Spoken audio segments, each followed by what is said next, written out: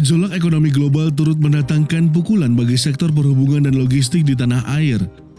Pelemahan kurs rupiah terhadap dolar AS memaksa industri penerbangan menghadapi tantangan berupa kenaikan harga aftur.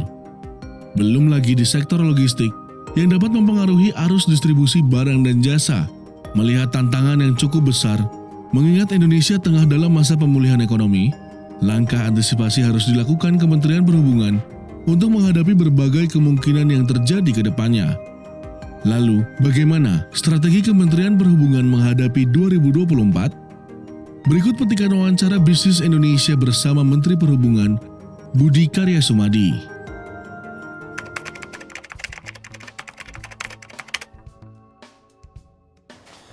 Ya, secara umum 2023 ini sudah ada satu improvement ya dari segi kualitatif maupun kuantitatif. Kalau kita lihat di 4 matra, katakanlah udara itu Soekarno-Hatta sudah mendekati 90% ya. Kota-kota yang lain memang masih 75%. Konektivitas kereta api relatif penuh ya. Sektor laut gitu ya, sangat banyak sekarang pergerakan ke Indonesia bagian timur. Darat kelihatan ada improve. Jadi memang dibandingkan 2022, kenaikan yang terjadi di 2023 ini relatif signifikan. Keywordnya itu adalah deliver ya, apalagi kabinet ini akan berakhir ya. Pak Presiden instruksi pada kami, saya sebagai pembantunya, yang paling penting adalah segala proyek yang kita bangun itu memang tergunakan atau deliver. Itu kita petakan satu-satu mana proyek-proyek yang harus selesai. Bukan berarti kita nggak kerja yang lain, tapi proyek-proyek tertentu tidak boleh begitu ini tahun ini berakhir, proyek itu tidak tergunakan dengan baik.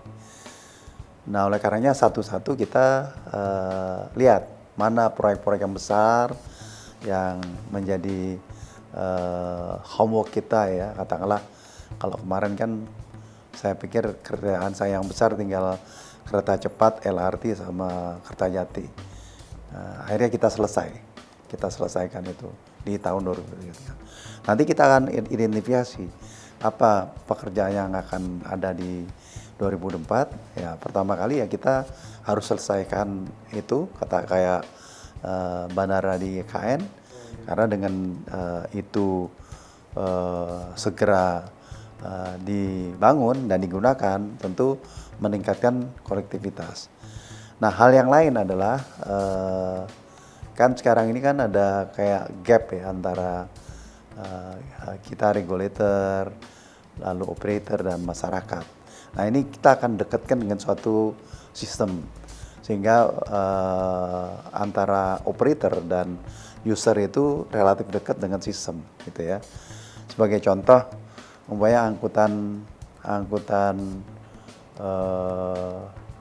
multi angkutan antar moda katakanlah. Mereka mulai dari rumah naik motor atau naik sepeda ke bis, setelah itu ke kereta api jarak jauh dan sebagainya. Itu nanti kita harapkan dapat dibeli dalam satu tiket yang membuat mereka nggak perlu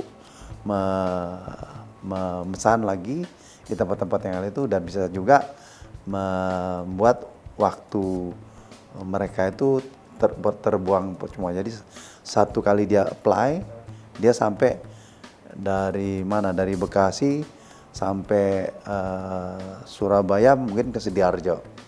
Itu dalam satu kali dia nah itu kita akan lakukan itu. Yang lain pasti bagaimana kita mengontrol operator ya sebagai regulator.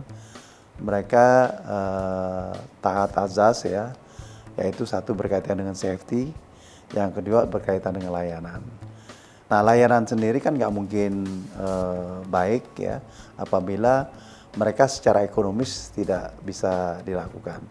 Nah, oleh karenanya dalam beberapa tahun terakhir ini kita ada program BTS, by the service ya. By the service itu kita biayai dulu ya kegiatan-kegiatan transportasi bis gitu ya, dengan investasi di swasta kita membayar jumlah layanan mereka. Nah, ini akan berlangsung sampai tahun 2024. Nah, by the service ini nanti akan kita buat, kita squeeze dalam satu skema yang efisien. Sisanya bisa kita gunakan untuk memproduktifkan ruang itu. Nah, formula ini bisa digunakan oleh daerah juga gitu. Daerah ini kan sebenarnya tidak semuanya tidak punya kemampuan, tapi bagaimana mereka mendedikasikan atau menyediakan uang untuk juga turut serta dari konektivitas khususnya darat. Kalau udara, kita mungkin akan banyak mengundang atau ingin mengundang maskapai lain untuk masuk ke Indonesia agar kompetisi itu semakin baik. Kalau kompetisi baik, biasanya harganya juga relatif lebih bagus ya. Lalu kalau di sektor kereta api, terutama berkaitan dengan kereta angkutan massal perkotaan ya. Jadi kita sudah lakukan di Jakarta, kita lagi studi di Bali, kita lagi studi di Bandung, Medan, Surabaya, dan juga Semarang ya. Beberapa akan tereksekusi dalam bertahap mulai 2024 ini. Banyak sekali pengusaha lokal biasanya yang berminat itu. Jadi kita tawarkan, mereka mau, dan BTS itu bukan berarti flat ya. Jadi dia kita kasih subsidi itu bertahap. Katakanlah pertama kali 50%, terus jadi 40%, menjadi 30% dan sebagainya. Nah, ruang yang potensial atas efisiensi itu bisa dipakai diintensifnya di kota yang bersangkutan gitu loh. Jadi kita tidak ambil itu supaya kita kembalikan kepada masyarakat supaya dengan skema atau format yang sama jumlah yang dilayani lebih banyak. Ya akan baik, akan lebih baik karena sisa kemarin dari COVID sudah relatif sudah tidak berpengaruh dan sekarang sudah mulai pick up. Ya.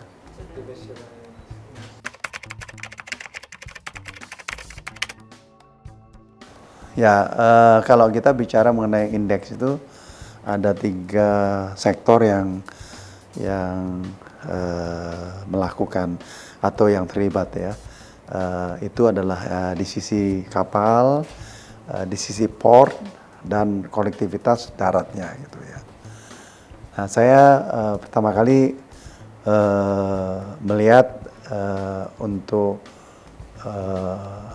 konektivitas yang dari luar itu pertumbuhan kebutuhan dan ekspor kita itu meningkat sehingga okupansi itu bertambah baik ya. Nah, kalau bertambah baik itu semacam ada suatu hukum ekonomi apabila ada suatu katalah semut ya, apalagi ada suatu potensi pasti banyak yang akan datang. Nah, kalau pengen datang itu akan bergerak. Dan bergerak itu bisa lebih cepat ya kalau volumenya banyak. Kalau sedikit orang harus nunggu dan sebagainya. Bahkan nunggunya dalam kurun hari atau minggu ya membuat itu tidak produktif. Yang kedua adalah di sektor yang namanya pelabuhan. Pelabuhan ini adalah satu daerah antara yang dari laut dan di darat. Tentunya kita melakukan satu deregulasi. seperti karantina. Karantina sekarang udah dijadiin satu. Artinya pemeriksaan yang dilakukan oleh karantina adalah satu. Bahkan ada satu alat tertentu yang bisa mendeteksi setiap kontainer itu atau bisa dilakukan secara random sehingga tidak perlu dilakukan bongkar pasang atau dibuka dan dilihat gitu. Jadi dengan satu kamera tertentu bisa ditetapkan ini barang aman dan kalau aman itu jalan. Yang ketiga sistem, baik di Pelindo maupun di Kementerian Perhubungan kita menggunakan IT ya. Jadi kontrol terhadap pergerakan kontainer, curah padat, curah cair itu bisa dikontrol dalam control room ya. Nah, kalau bisa dikontrol dalam control room artinya kita bisa mengimprove mobilisasi dari barang-barang yang ada di pelabuhan, bahkan dari Jakarta kita bisa lihat di Lampung, di Pontianak dan sebagainya. Dan kalau itu langsung dipantau oleh head office dengan mengkomparasi satu tempat dengan tempat yang lain itu bisa membaik. Jadi baik Pelindo maupun Kementerian Perhubungan kita pelabuhan-pelabuhan yang masih tetap kita yang handle itu melakukan improvement dan ini pasti memberikan suatu kecepatan yang lebih kemudahan karena tidak banyak intervensi akhirnya memberikan suatu ruang bagi kemanfaatan sektor itu. Yang ketiga adalah yang di sektor darat ya. Sektor darat ini juga kadang-kadang menjadi masalah karena kita ini negara kepulauan. Jadi sebenarnya nggak bisa dibuat apple to apple dengan yang lain. Tapi saya hilangkan tentang kita banyak pulau. Katakanlah kita ngomong Jawa saja. Karena Jawa saja aja mungkin kira-kira 70% dari pergerakan barang-barang yang ada di Indonesia. Nah, contoh di situ, baru nanti kita ke kota besar-besar yang lain. Bahwa konektivitas darat itu harus juga dekat ya, terus tersambung ya, kadang-kadang nggak tersambung ya. Dan yang lain adalah sistem yang kita terapkan harus lebih baik.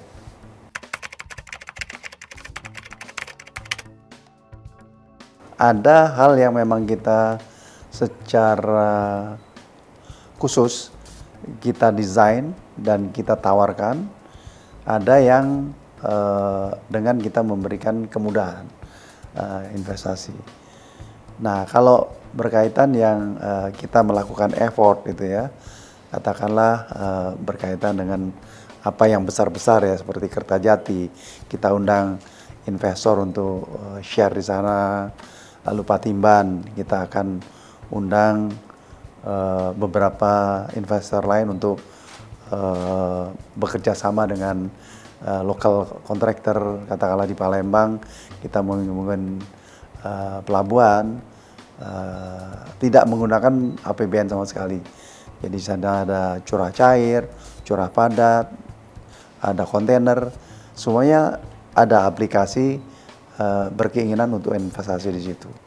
Jadi dan kalau Patimban dan Kertajati itu dari luar ya.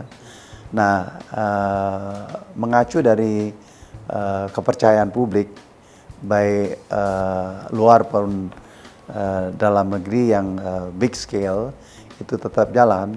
Dalam skala-skala yang lain sih tentu pemerintah, warga, investor masih berminat untuk melakukan itu.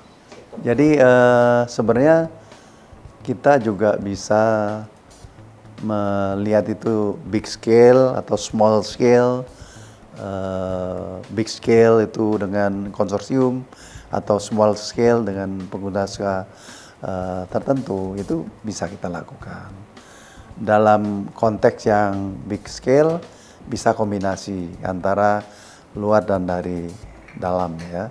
Sehingga mereka punya pendanaan yang cukup kuat tetapi penguasaan lapangan relatif bisa dilakukan.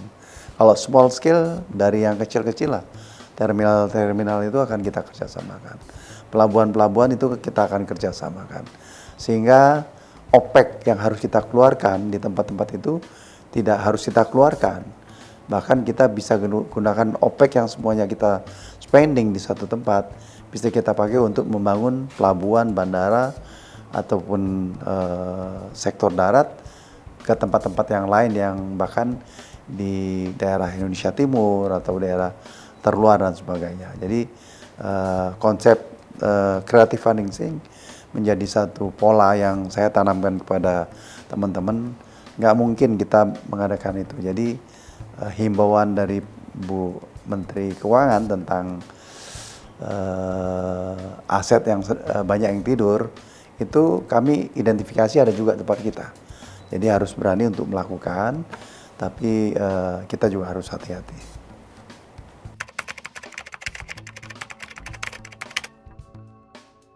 Ya, memang untuk 2004 ini memang ada satu tantangan yang sifatnya global yang berimbas ke kita ya. Di antaranya karena dolar, karena juga harga bahan bakar aftur ya yang naik itu berimbas di kita, dan juga keadaan recovery 2003 dan 2004 ini masih terasa adanya stagnasi dengan adanya perang di Ukraina sama Rusia. Banyak barang-barang kita yang mestinya sudah ada belum ada. Namun demikian kami menyikapinya dengan kreatif, dengan bentuk-bentuk layanan-layanan ataupun kerjasama, baik yang secara langsung bisa kita lakukan kepada masyarakat maupun juga kepada swasta. Dengan swasta kita bisa laksanakan. Jadi 2004 tantangannya besar, tapi effort kita kalau dilihat dari kinerja kita ya, penyerapannya tahun lalu itu 98%, dan juga Kemenhub mendapat nomor 1 untuk layanan perizinan baru tadi pagi dari BKPM yang menunjukkan bahwa kinerja kita itu cukup baik. Nah, yang dari BKPM ini 2 tahun berturut-turut kita dapatkan. Walaupun demikian, saya minta kepada teman-teman perempuan untuk jangan terlena dengan apa yang sudah dicapai, dan kita harus improve. Jadi 2004 mestinya tidak ada masalah yang berarti, sekalipun tantangan itu besar.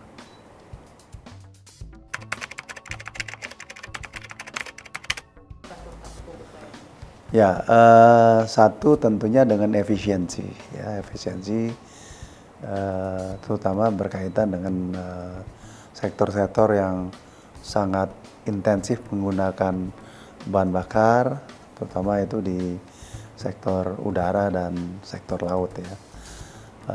Yang kedua, memang kita juga mengharapkan beberapa pajak ya, terutama pajak suku cadang ya, karena kalau pajak suku cadang itu akan berdampak pada kita dipakai atau tidak oleh yang orang lain ya. Kalau katakanlah harganya 100 jadi 110, orang lain nggak mau dong di tempat kita, bahkan orang kita benerin pesawat di tempat luar. Nah, saya nggak tahu itu nanti di sektor laut ada case yang sama atau tidak gitu. Jadi itu yang upaya-upaya kita lakukan. Satu, efisiensi. Yang kedua adalah bagaimana memaksimalkan traffic yang ada dengan satu kinerja yang bersama dengan Pemda. Jadi kalau apa yang kita lakukan di 4 matra itu, yang paling maju memang di laut ya, karena sudah pakai B20 ya, sudah kita lakukan. Nah, kita akan tingkatkan menjadi B40. Tapi mungkin di sektor yang lain belum terlalu efektif dilakukan. Potensi yang besar adalah di sektor udara, karena komponen aftur itu relatif tinggi dan pesawat itu sangat konsumtif terhadap bahan bakar. Nah, kita akan kerjasama dengan beberapa negara agar teknologi substitusi daripada energi itu bisa diperoleh.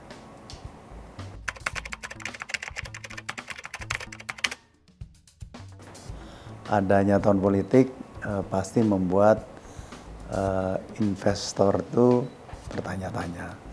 Tapi sejauh ini tidak terlalu banyak pihak-pihak yang mundur ya dari targetnya.